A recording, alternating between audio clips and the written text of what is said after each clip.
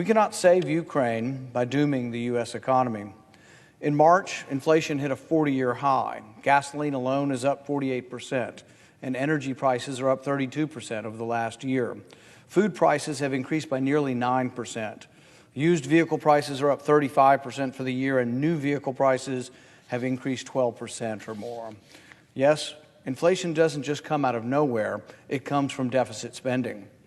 The United States spent nearly $5 trillion on COVID-19 bailouts, leading to one of the highest and most sustained levels of inflation in U.S. history. Americans are feeling the pain, and Congress seems intent only on adding to that pain by shoveling more money out the door as fast as they can. This bill under consideration would spend $40 billion. This is the second spending bill for Ukraine in 2 months, and this bill is 3 times larger than the first. Our military aid to Ukraine is nothing new, though. Since 2014, the United States has provided more than $6 billion in security assistance to Ukraine, in addition to the $14 billion Congress authorized just a month ago. If this bill passes, the U.S. will have authorized roughly $60 billion in total spending for Ukraine.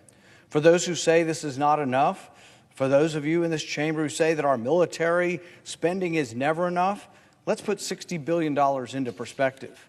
According to Elias Youssef, a security assistant at the Stimson Center, Kiev would become the largest yearly recipient of U.S. military aid of the past 2 decades. Except for the top 5 countries, $60 billion is more than every other country in the world spends on their entire military expenditures. If this gift to Ukraine passes, our total aid to Ukraine will almost equal the entire military budget of Russia. And it's not as if we have that money lying around. We will have to borrow that money from China to send it to Ukraine. The cost of this package we are voting on today is more than the U.S. spent during the first year of the U.S. conflict in Afghanistan. Congress authorized force, and the president sent troops into the conflict. The same cannot be said of Ukraine. This proposal towers over domestic priorities as well.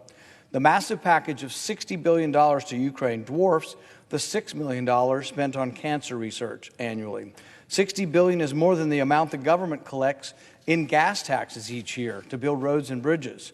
The $60 billion to Ukraine could fund substantial portions or entire large cabinet departments. The $60 billion nearly equals the entire State Department budget. The $60 billion exceeds the budget for the Department of Homeland Security and for the Department of Energy. And Congress just wants to keep on spending and spending.